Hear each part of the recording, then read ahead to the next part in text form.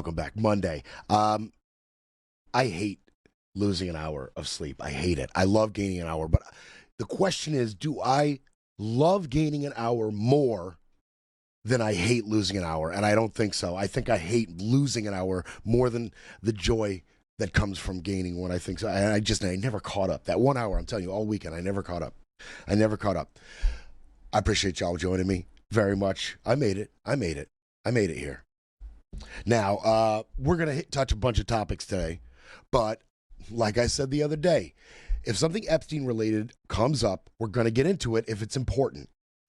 Some of the most important Epstein related details were brought to you when we told you about the FBI interview that was released and the details of two particular investigations, a tip, the most credible accusations of Donald Trump's, on Donald Trump in the Epstein files. That was worth the story. And then, of course, the subsequent cover-up, which, I mean, they're subpoenaing Pam Bondi. People are calling for an investigation and an impeachment into Pam Bondi just over the Epstein mess alone. Everybody sees it for what it is. She's been called out by lawmakers who go down to the library for the unredacted versions. She's been called out by NPR, New York Times. Everybody sees it for what it is, a cover-up of these two accusations.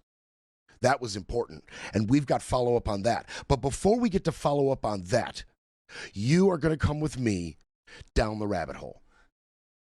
It's going to be okay. I promise you it's going to be okay. We're going to go down there. We're going to see what's down there. We're going to taste it. We're going to swish it around in our mouth, and we're going to spit it out. We're going to see what happens on the back end, okay? But we'll make it out. I promise. We'll make it out of the rabbit hole, and we'll continue business as usual. But you're going to come with me. Reports, investigations, conversations, testimony have all been released concerning Epstein's death. Okay? And we told you when they released the first 25,000 and then a subsequent 50,000 and then more started getting released, I said, just give these reporters time. Just give these people time to find the good stuff. And they are doing their job. Everybody's Guardian, NPR, Axios, Washington Post, they are doing their job. They are getting it done. So now we're in the rabbit hole. And I'll tell you why. In the Epstein release, there is a couple new details that are going to reignite the conspiracy talk around his death. One, an inmate told an inmate who was housed in the Metropolitan Correctional Center in New York, where Epstein was. All right. He had told the FBI in an interview, okay, this was released, an FBI interview with one particular inmate. He said he overheard guards talking about covering up Jeffrey Epstein's death on the morning he died. We're talking about August 10th, 2019. Okay. This was all released in the online Epstein library. Okay. He heard breathe around 6:30 a.m. He said he then heard an officer say, "Dude, you killed that dude." A female guard replied, "If he is dead, we're going to cover it up, and he's going to have an alibi for my officers." The inmate said the whole wing heard the exchange. They really got us bouncing back and forth on this Epstein death, man. So many strings and threads to pull on this. And this is going to reignite the whole thing. Especially when you take a closer look at the officer being referred to, the female officer's voice. You see, right after this happened, the buzz started spreading around the prison. Miss Noel killed Jeffrey. That was the word in the prison. If you've watched Oz, you know that. Take it as gospel. What gets around in the prison, like the truth gets out amongst these inmates. Miss Noel killed Jeffrey is what had spread in that prison, in the Metropolitan Correctional Center. That is Tova Noel. Tova Noel. Now, she is one of 2 correctional officers that were later arrested and charged with falsifying reports. They said on their reports they had done the rounds when they had not.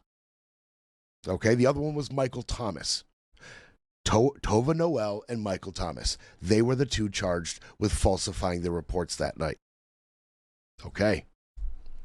Now, there is nothing in the file that tells us how far the FBI went to substantiate this inmate's claims, whether they found it to be truthful or not, or if they found any similar claims from other inmates on that wing that night. Not there.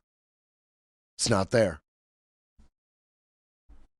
But I want to remind you that Dr. Michael Baden, he's a forensic pathologist who was hired by the Epstein estate after the death. Okay, that's one medical expert, one forensic pathologist, this one hired by the Epstein estate.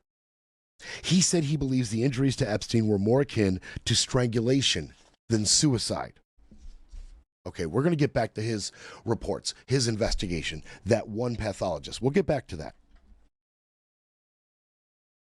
And by the way, yeah, this is from Archive, right? Oh, Miami. I'm sorry. This one's Miami. This one. Thank you, Scotty.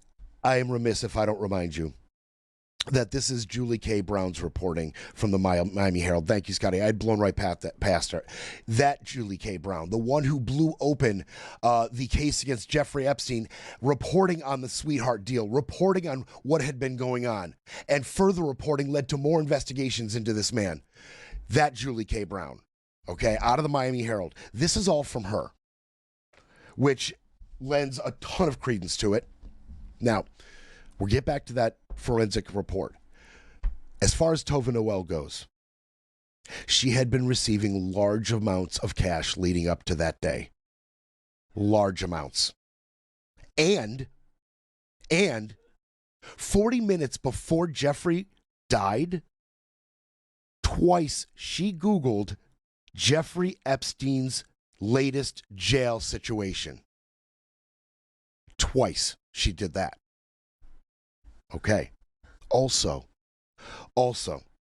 Epstein's former cellmate, Efren Reyes, told police officials that he told Epstein that it would be a much better idea to just pay protection money in here. And reports show that Epstein did just that. He made payments to somebody for protection. These dots, thank you, Julie. The way you're laying them out, they're pretty easy to connect, but I continue. And we'll get a little deeper into those payments. Mr. Baden, the forensic pathologist hired by the Epstein estate, said this: "It's rare for any bones to be broken in a hanging, let alone for multiple bones to be fractured. Those fractures are extremely unusual in suicidal hangings and could occur much more commonly in homicidal strangulation." He added, there were hemorrhages in Epstein's eyes that are also more common in strangulations than hangings. Wow. Now, don't forget the DOJ's official talking point. None of the inmates who were interviewed had any credible information on Epstein's death. Boom, done. That was their statement on all the inmates that were on his wing, including this inmate that the FBI interviewed. Okay?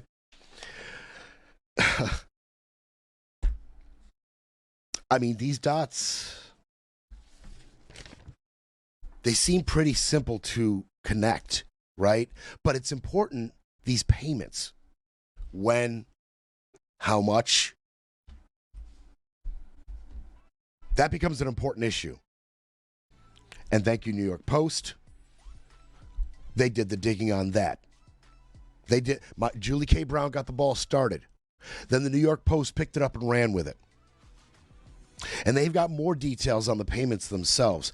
If you're thinking to yourself, like I was thinking for a second, hey, okay, Miss Noel was getting the payments, right? That's what those dots lead you to. Miss Tova Noel was getting the payments to protect Jeffrey Epstein. Well, what happened with those payments? When did they start? When did they stop? We're almost blowing past the issue of if, and we want to know when. Did he continue paying her? Did something happen to him regardless of the payments? Did something happen to him, in spite of the payments? Who are these payments from? We're going to do a little digging into Miss Tova Noel. It's time for a quick break, then we break some more. You're listening to Brett Breaks Things.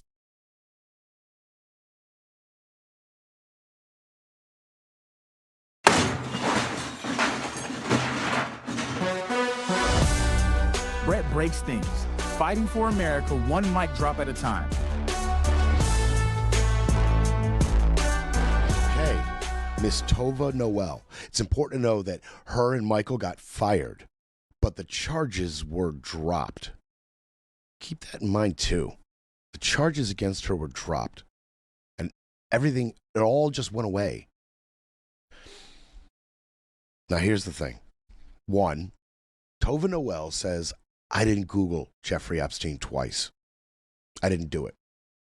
But we don't have any accessible video related to, pointing on her computer at the time those Google searches were made. Like, it would go a long way to find out who's lying here if we see video at that time of her typing away on her computer, right? That would be that as far as believing her. She says she didn't do it. Did somebody else do it? I mean, how far does this rabbit hole go down? We'll get out. I promise you, I know the way out of here. It's fine. But we are going deeper. We are going a little deeper. Her charges get dropped. It all goes away. But before that happens, we've got a Google search on her computer indicating her. Or I thought of this, Scott. I thought of this. If I'm Tova Noel and I want to squeeze Jeffrey either more or at all, or maybe I have something even more nefarious to approach him with, I might Google a couple times what everybody knows about his situation. What does he know? What can I learn about what's going on with him up there? Anything extra that I might be able to add to such a nefarious conversation. Right? Jeffrey, I know this is going on, so I need more money. Or I know you told this reporter this, which may lead to me. How dare you? I know this is a deep rabbit hole. I know. All right. Let's keep it moving. These payments. Now, Chase Bank flagged in November of 2019, a couple months after his death, they flagged 12 cash deposits that were unusual that began in April of 2018 and culminated in the largest of the deposits, $5,000, on July 30th, 2019, 2 weeks before his death. Oh, man. I know, you can't even see. This hole's so deep you can't even see. There's no light up there. Wow. So the largest of the payments happened just before he died. Was their agreement over? Thank you for your service. Thank you for the protection. Here's the largest deposit. We're done here. Did Jeffrey know something else was about to happen? Did Tova?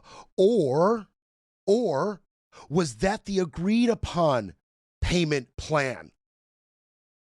And then the payment plan was over. The money train was coming to an end. His final deposit to possibly conclude their deal had been made. And there's no longer incentive for Miss Tova Noel to protect him.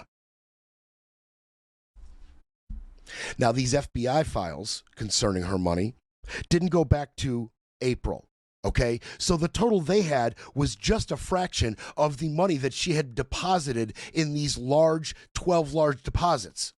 Now, there were only 7 deposits added to the FBI files, but those 7 were a total of $11,800. So 7 of 12 was around 11,000 plus a 5,000 final deposit.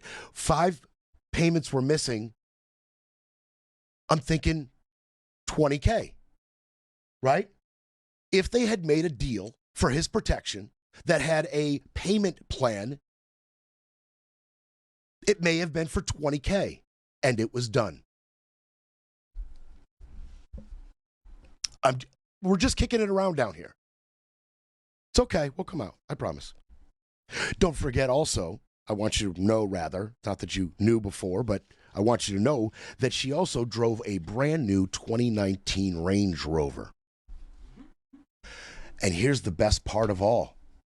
Here's where it gets really dark and dank down here in this hole. In the FBI and in her DOJ sworn statement in 2021, she was never asked about these cash deposits. The FBI and the DOJ just declined to ask her any questions about any of these deposits. You boys didn't find that interesting? You didn't find the amounts and the timing of those payments and then coinciding with his subsequent death? You don't find any of that interesting? Maybe worth a question or two? I'm not trying to tell you guys how to do your job. Far be it. I would never make it in Kash Patel's FBI. I don't have the timber. I'm not telling you boys how to do your job, but I feel like those would be some good questions to ask in such an investigation. And then they come out and they really can't get on the same page here. Because in concerns to that orange blob that went up to Jeffrey's cell that we've all seen, we've seen on the show, we showed you on this show, you've seen it on the news. There was something orange moving up towards Jeffrey's cell just before he died. The FBI's interpretation and what was in their investigation of this matter: at approximately 10:40 p.m., a correctional officer believed to be Tova Noel carried a linen or inmate clothing up to L tier. Last time any correctional officer approached the only entrance to the SHU tier, which was his tier. They think that was Tova Noel. What does Tova Noel say about this? In a sworn statement, Noel said, she last saw Epstein alive somewhere after 10 p.m. and that she had never given out linen ever or clothing to inmates ever, because that is done during the previous shift. Now, when you add a little detail like, I've never done that ever because it's done on the previous shift, that would be a lie. If it were a lie, an easy one to debunk, right? You can quickly go and find out, well, when are the linens given out? And considering she wasn't hit with, any subsequent charges on that or her statements, and they hadn't accused her of lying in the FBI details, I'm guessing she was telling the truth about that whole shift thing. So the FBI concluded it wasn't her. It was her, rather. The FBI concluded she was the last one to see him alive. She was the one going up the steps that night. She's saying, no, it wasn't me. And she has a little bit of detail to back that up. Okay, while we're down here, get ready. 4chan. You guys are familiar with 4chan, right?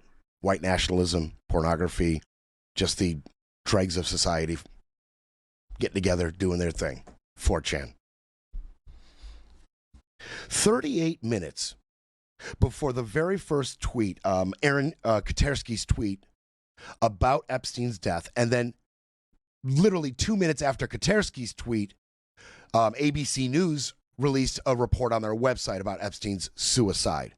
38 minutes before all of that, An anonymous 4chan user posted this. Don't ask me how I know, but Epstein died an hour ago from hanging. Cardiac arrest. Screenshot this. Wow. Wow. Okay, so the DOJ and the FBI went hard at this. They went hard. Just a few days after this was posted, they subpoenaed 4chan for all of the records and IP addresses of all of their users involved that night, especially that particular anonymous user. And they said, "Look, we can give you the IP address." They gave all the chat. They gave them everything they had. Okay. The other part of the chat, by the way, he continued. There were questions, right? There was a follow-up question to him after he posted that. And it gave him kind of clues to who this might have been, because they said his body, they used medical jargon, right? Really specific medical jargon. In one response to somebody who had seen the post, he said, they said his body was intubated, had fluid infused, and was moved to an emergency room in Lower Manhattan. Then this anonymous user went on to say, someone may have swapped out Epstein's body because of a mysterious van seen the previous night. You guys, I'm shaking right now, but I think they switched him out. Whoa. Yeah, this, by the way, on the 4chan subpoena and this user, this is a Business Insider. This is Jacob Shamison. Very good reporting on this. He's down here in the rabbit hole with us. He's down here. He's who we found down here with this report. Now, to what he said about the body swapping, let's be clear.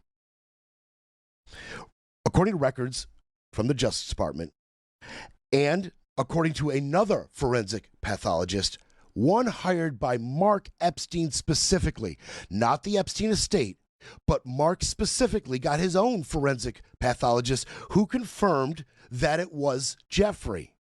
And then he was later interred to a cemetery near his parents. So we're just going to be fair there. According to Mark Epstein's forensic pathologist, that was Jeffrey. All right, so they got the IP addresses. They got all the chat from 4chan. They took it to AT&T and said, we need everything on these IP addresses. AT&T said, quote, AT&T is unable to provide any information in response to the legal demand because AT&T does not maintain records in normal course of business, blah, blah, blah. Couldn't get them anything. So then they went and they subpoenaed T-Mobile.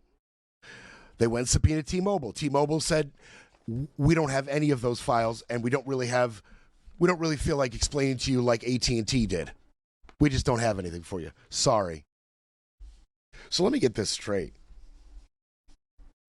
If I go online, Scotty, and I put anything less than sympathetic about ICE on YouTube or Facebook or X, they know where I am in 5 minutes. They know where I am, where my parents are, my friends, and of course, any brown people I associate with. Within minutes, they know that. They were able to pursue charges against black market dealers when they broke up Silk Road in the dark web. They tracked down the worst of the worst and held them responsible till Trump gave away some pardons, of course. You're telling me all that and you can't get this one 4chan poster? This one 4chan anonymous user? That's too much? For our cybersecurity experts, our DOJ, our FBI, they just can't get that done. What? Who the hell posted that? Was it somebody that worked in the medical facilities there at the correctional facility? Was it some? So you've got an inmate saying they talked about a cover-up. You got a guard receiving payments for a year up to $20K.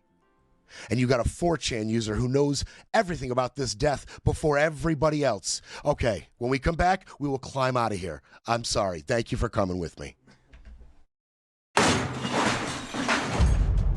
We'll be back to break it all down. You're listening to Brett Breaks Things.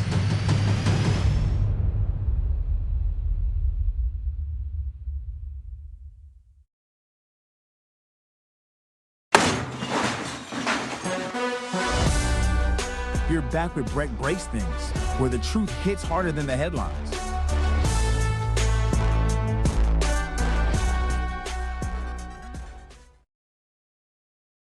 All right, kids. We're coming out. There's daylight. We're out. We're out. We're out. Breathe. I encourage you to go behind me, check some of the details out. Julie K. Brown, please check it out. There she is in front of us on the TV. We're gonna continue. We're gonna continue, and we're gonna get real mad at Don. Real mad at Don. I don't know how many affronts to the military will come out of this man before their staunch support of him will waver. But let's throw another one on the camel's back. And I know some of you guys have seen this. So, 6 soldiers dead, military dignified transfer, okay? They were transferred at Delaware's Dover Air Force Base, okay? 6 service members, all 103rd Sustainment Command. Cody Cork, Captain Cody Cork, Sergeant Noah Tetjens, Sergeant First Class Nicole Armour, Sergeant Declan J. Cody, he's only 20, Major Jeffrey R. O'Brien, and Chief Warrant Officer Robert M. Marzin. Slain soldiers, killed Iranian strikes in Kuwait. So they did the dignified transfer of these 6 soldiers, and everybody's really mad at Trump. They're really upset with this guy. You want to know why? Well, let's take a look. There is Trump with a big, gaudy white hat securely on his melon head as the transfer is going by. Yeah. A gold embroidered, gaudy white hat that is fresh to his line of clothing on his website. $55 for that hat. That gaudy monstrosity. It's got USA on the front, 49 or 45, 47 on one side, and the American flag on the other. Kitsch does not begin to describe this hat. Doesn't even begin to describe it. It has drawn immediate outrage. Immediate outrage. Gavin Newsom. Gavin Newsom, take your hat off, you disgusting little man. This fool has absolutely no sense of dignity or appreciation for the moment. Michael Steele, it is called the dignified transfer for a reason. Take off your hat. Chris Jackson, a political strategist, said Trump just wore a campaign hat to a dignified transfer for fallen U.S. soldiers that were killed during his Iranian blunder. Jackson continued, these are the same people who spent weeks attacking Biden for briefly glancing at his watch. The hypocrisy is absolute. There is no bottom for these people. And I just want to remind you, there is guidance, right, from the veterans of foreign wars. There's guidance from them on how to conduct yourself during a dignified transfer. Straight from the guidance from the veterans of foreign wars, it is appropriate and a visible sign of respect to remove hat or headdress and place it over your heart. So Trump's a scumbag. We knew that. We knew that. Now, when these soldiers were killed, he said, sadly, there will be likely more before it ends. That's the way it is. You know, we expect some things. Like I said, some people will die. When you go to war, some people will die. That's what he said when these soldiers were killed a week ago. What did he say right after the transfer? He shifted gears. The United Kingdom, our once great ally, maybe the greatest of them all, is finally giving serious thought to sending 2 aircraft carriers to the Middle East. That's okay, Prime Minister Starmer. We don't need them any longer. But we will remember, we don't need people that join wars after we've already won. You son of a bitch. If we've already won this war, Mr. Trump, why will more people need to die? Just a question. And by the way, you insecure child, I don't want it now because you didn't give it to me when I asked for it. That's what we heard from the President of the United States to the Prime Minister of the UK. Keep your little gift. It came too late. You petulant child. You know, the UK, they took a little bit of time to consider what their actions should be. You may want to look into this. It's called strategic planning and forethought. Just check it out, Trump. I know, it sounds crazy, but just check into it. Forethought. They had to decide how involved would they be. They had to weigh how involved they already were after getting struck. They had to decide if they were going to get involved, how much, when, where. They decided 2 aircraft carriers. They had to decide where. They had to take a little bit of forethought and time to plan their next move, Don. I know those are foreign thoughts to you. I know that's foreign concepts to you. So it took them a week to decide 2 aircraft carriers. And Don, like a child, said keep them. Friggin' crazy. Crazy. And by the way, earlier that day, I do want to bring to you that he was at the Shield of the Americas event, okay? He addressed leaders from Latin and Central American nations at this Shield of America event in Miami. And at that event, he threatened Cuba, and he told these Latin American leaders, I'm never going to learn Spanish. He thought he was being cute. Oh, yeah, he threatened Cuba. He said, hey, we sunk 42 ships in Iran, and, the U.S. is doing very well in Iran. And then he went on to say, but the focus right now is Iran, but he'll take care of Cuba. This is what he said to the leaders of Latin and Central America. He said this: Cuba's at the end of the line. They're very much at the end of the line. They have no money. They have no oil. They had a bad philosophy. They had a bad regime that's been bad for a long time. I just want to bring that to you. That's what he was saying earlier in the day. But this hat thing, it's becoming a thing. Now,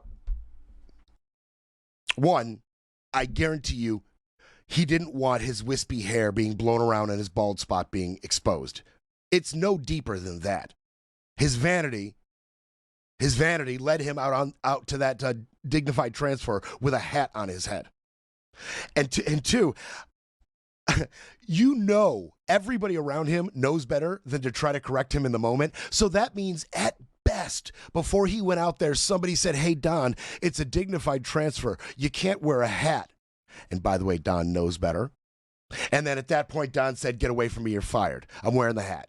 All right? That's at best.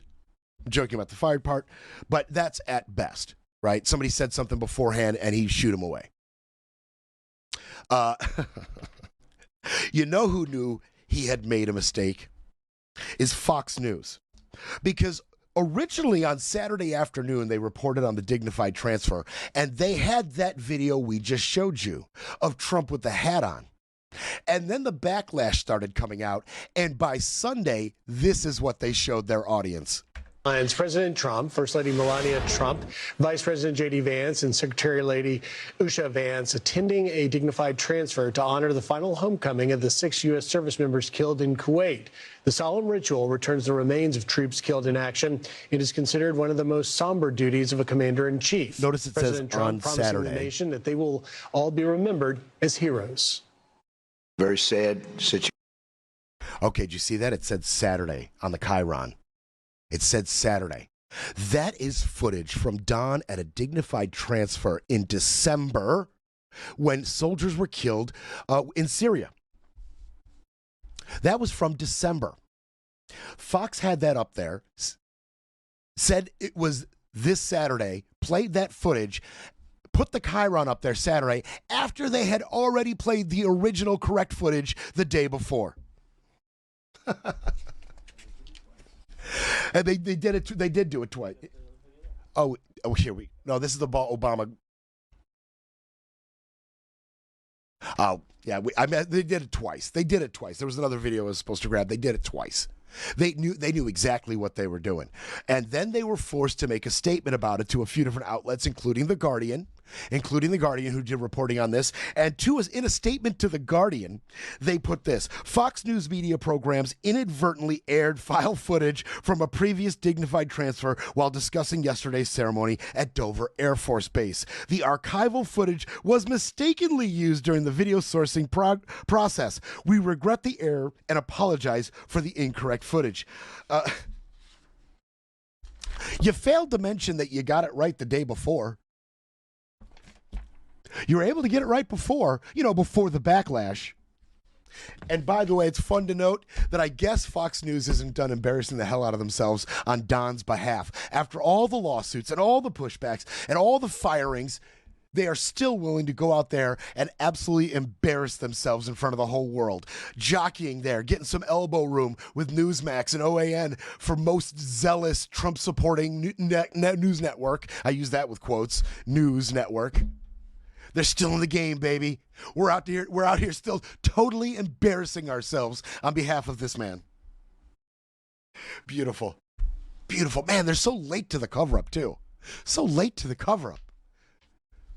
Give them some time to lie about it and run the lie. Why are you trying to do all this trickery?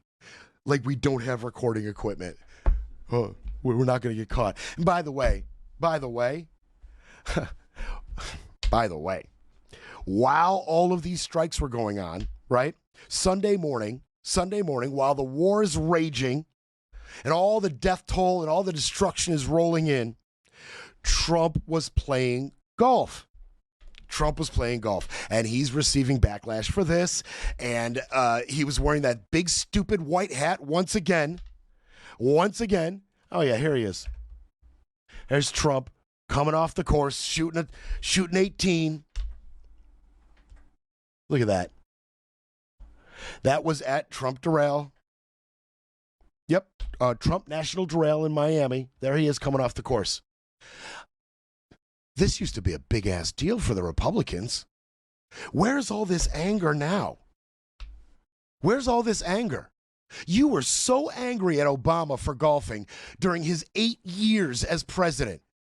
You were so mad. You just made such a big deal out of it. When someone has a problem, and it's someone you care about, you should confront him. You've got to sit him down and say, this is serious. President Obama, you have a problem. Not with drugs or women or booze. It's worse. You have a problem with golf, and it's getting weird. Even for me, I never once cared, but now it's strange. Think about it. You played golf after that press conference, after an appalling terrorist act. How is that possible? I have no problems with vacations and have grown to like your aloof take on our country's decline. Oh, my God. Shut up, Greg Gutfeld. Greg Gutfeld is, by the way, high on my... I don't advocate for violence. But I also haven't committed a crime in a long, long time. I got one in the can. I got one assault and battery in the can. And Gutfeld, I might burn it on him if I ever get a chance. I might burn it on him. With the biggest smile you've ever seen on a mugshot ever, Greg Gutfeld. They were so mad at Obama. I just want to bring you a little number real quick. Just let's do the math real quick. In 8 years as president, Obama shot 333 rounds of golf. During Trump's first term, he shot 261. That's 4 years. And then up till now in his second term, he shot 98. That's already beating Obama in 5 years. And Obama had 8 to put up that number. You've already eclipsed him in 5 years. What's that number going to be at by 8 years? But Gutfeld's going to get all mad. Greg Gutfeld. And by the way, while Trump was golfing, a 7th American soldier was killed. That's right. Yep. Now, they haven't released the name of the soldier out of respect for the family to make sure everybody's informed properly before it's news. But the U.S. command said, at a Saudi military base, U.S.-Saudi joint base, one soldier was killed. He was wounded and then died while Trump's golfing. 20 people have been killed in the Iranian retaliatory strikes. 20 people have been killed while he's golfing. The Red Crescent Society says 800 Iranians have been killed. Iran, their ambassador to the United Nations, says it's 1,300 Iranians killed. Trump's out there getting his 18 in. Republicans, where's the anger? Where's it at? Breaking politics, breaking narratives, breaking news. But first, we need a coffee break.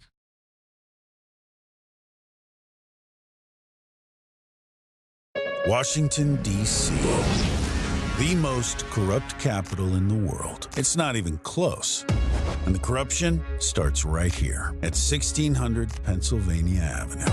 Shady crypto deals, pardons for even the worst criminals, a massive cover-up. Protecting pedophiles and sex traffickers, run directly from the Oval Office in the Department of Justice.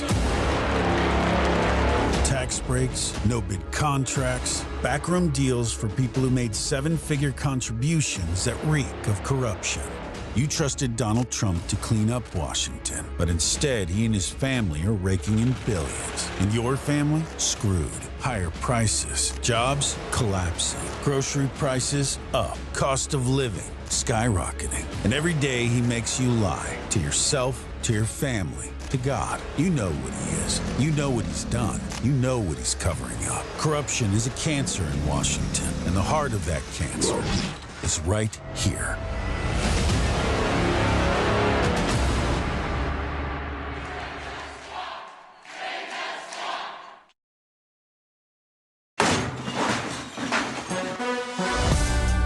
Breaking news, breaking rules, breaking through. Back to Brett Breaks Things.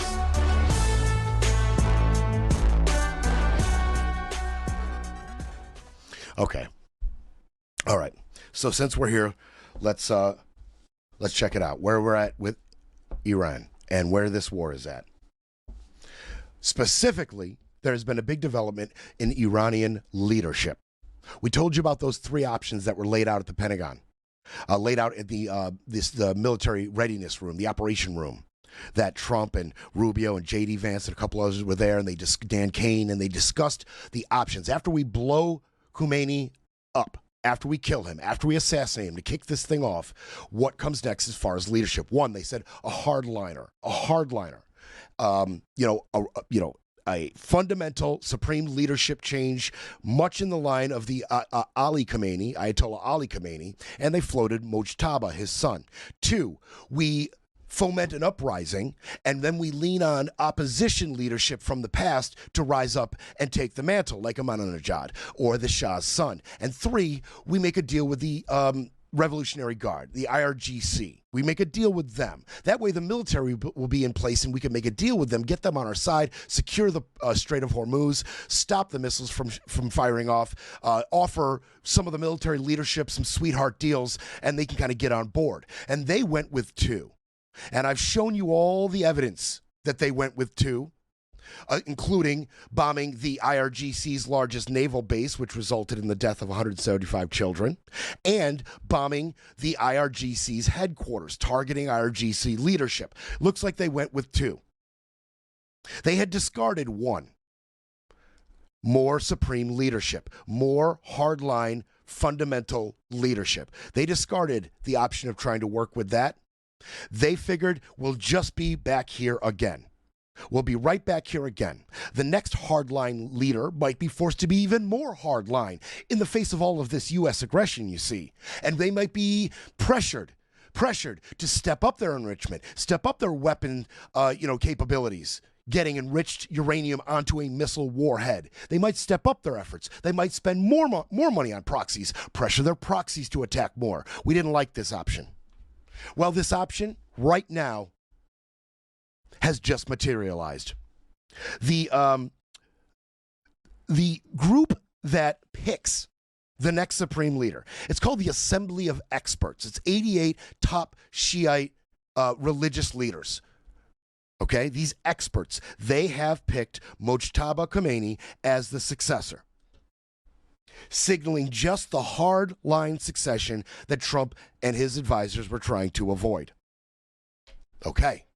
So we're talking about a more hardline, theocratic, fundamental governing of the Iranian people.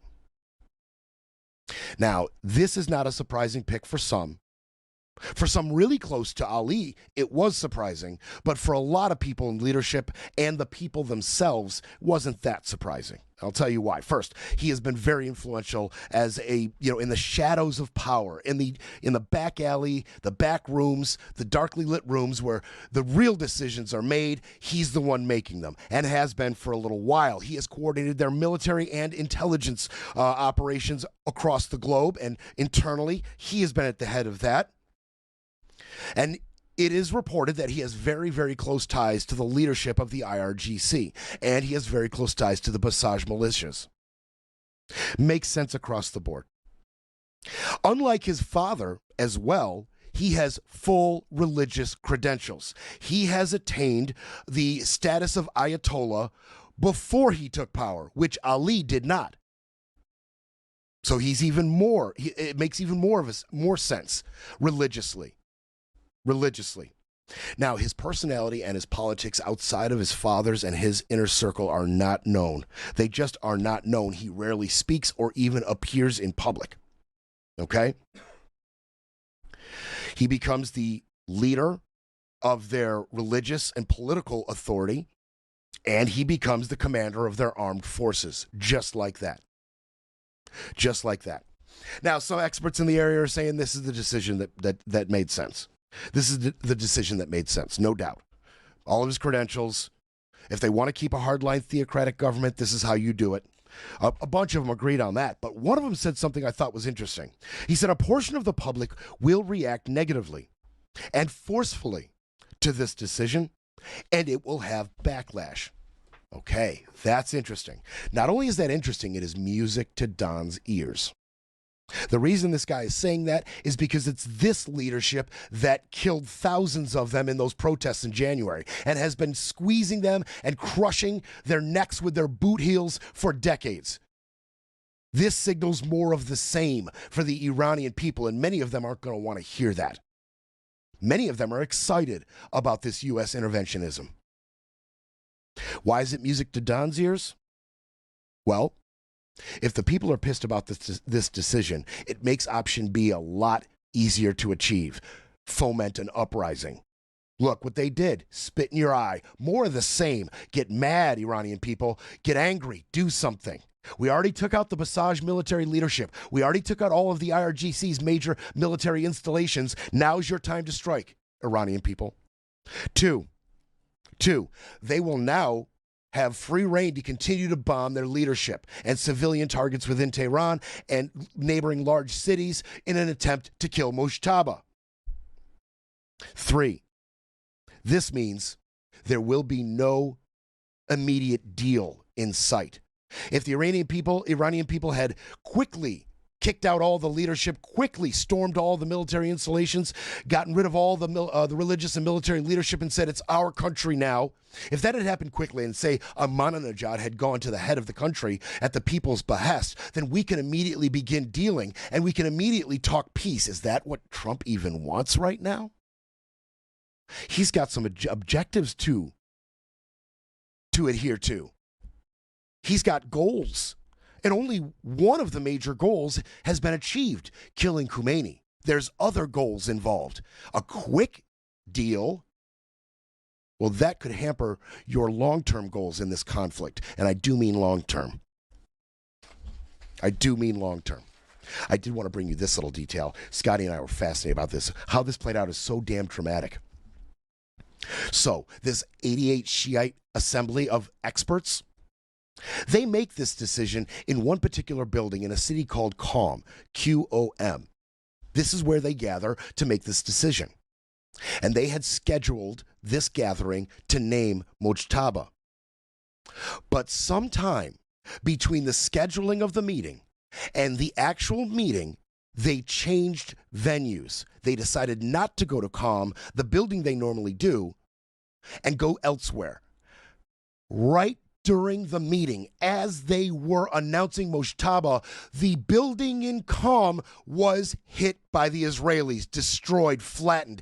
If they had not changed the meeting place at the last second or shortly before the meeting, they would all have been dead. Oh, the implications in this, the implications of spying and intelligence gathering and counterintelligence is crazy, right? Maybe the meeting was leaked to the Israelis through some kind of internal source within the supreme leadership. But the security was just tight enough amongst the supreme leadership that they kept the changing of the meeting a secret. So the Israelis got just late info and destroyed the old meeting place. Wow. Pretty crazy. Pretty crazy. What other interests? I'm talking about Don's other goals, right?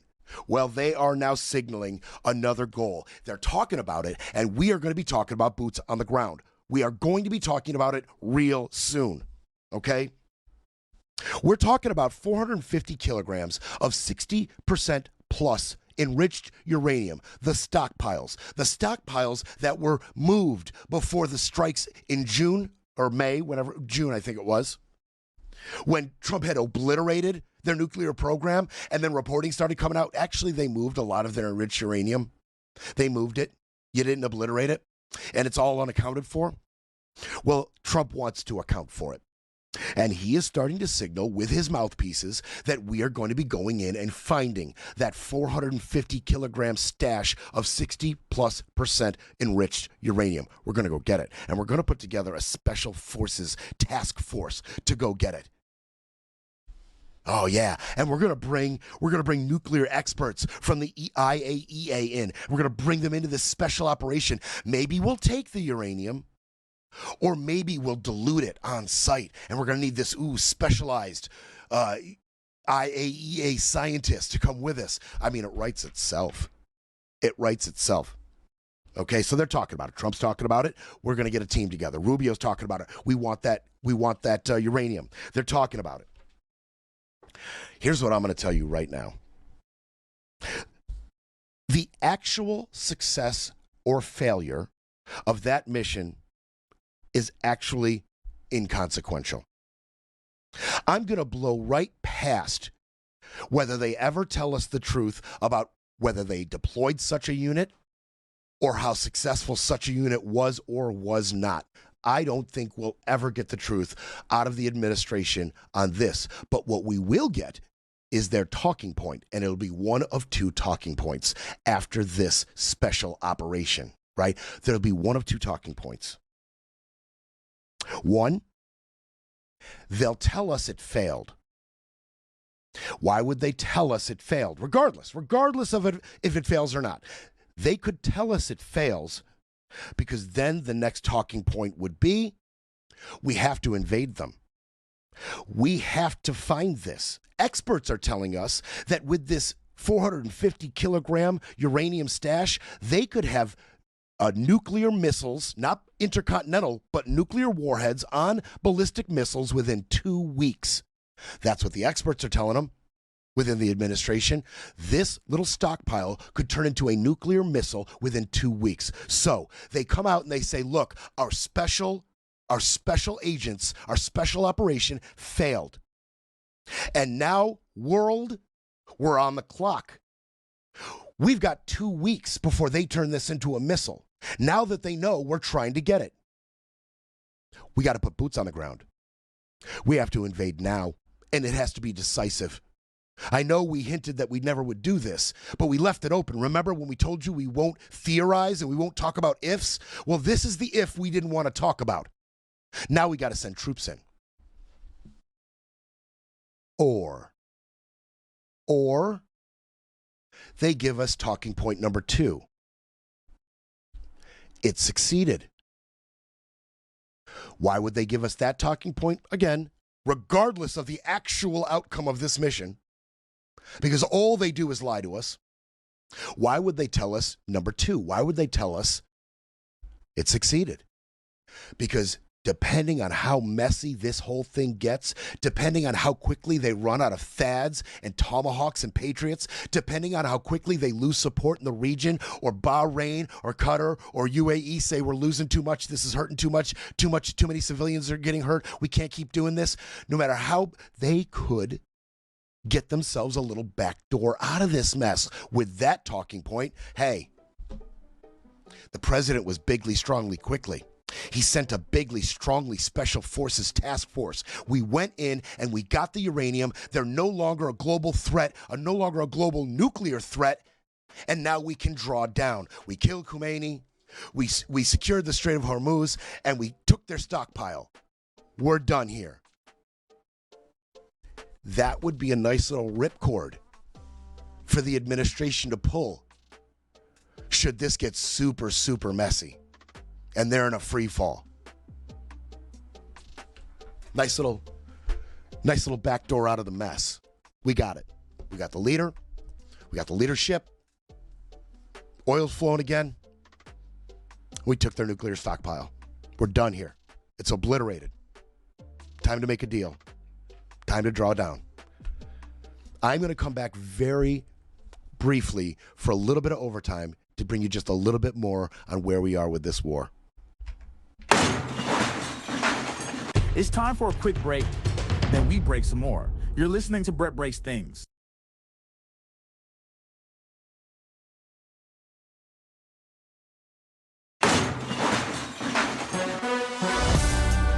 You're back with Brett Breaks Things, because silence isn't an option.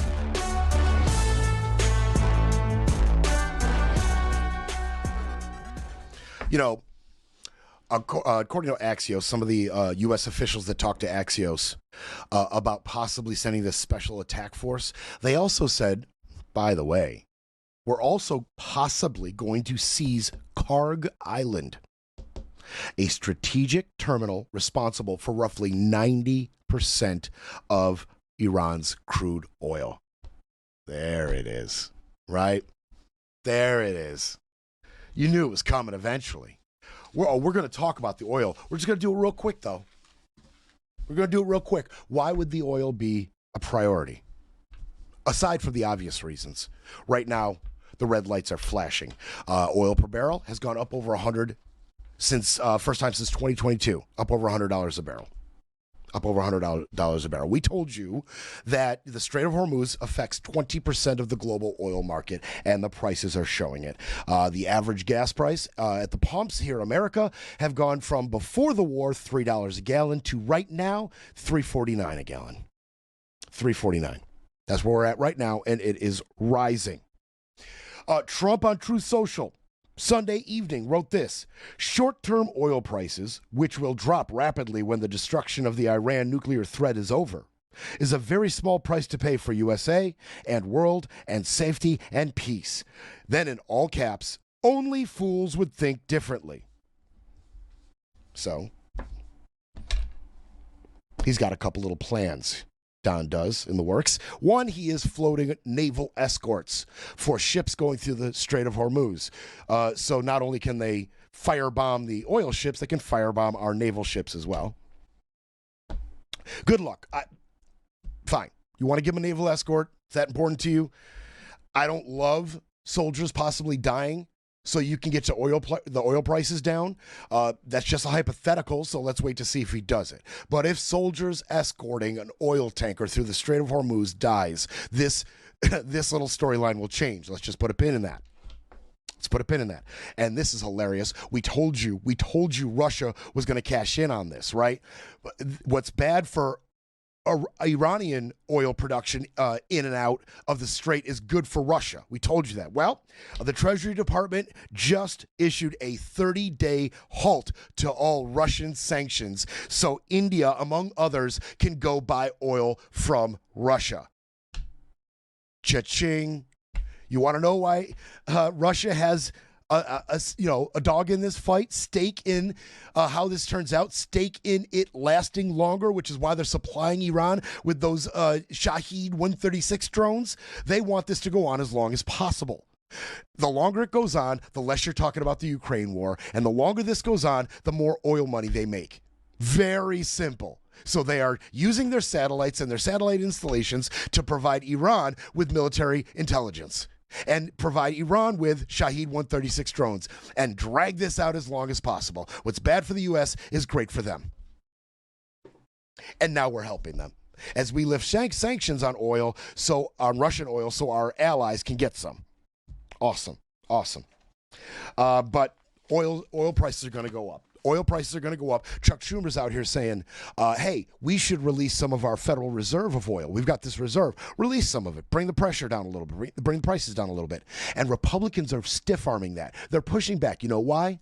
Because they blamed Joe Biden for politically motivated reasons for releasing some of our federal oil back in his administration. Yeah, he released some federal oil reserve when he was president to ease the prices, and the Republicans attacked him like they attacked everything he did, no matter how good it was. And they said this is all politically motivated. You're playing a game with our oil reserve just to help your approval ratings. This is bullcrap. And now they're pushing back on Trump releasing some of this oil because that would take away their little Biden talking point. Their president would be doing exactly what they accused Biden of doing. Huh. Okay. And by the way, they got more oil problems. Yeah. So it turns out Israel has been bombing Iranian fuel depots without telling Don.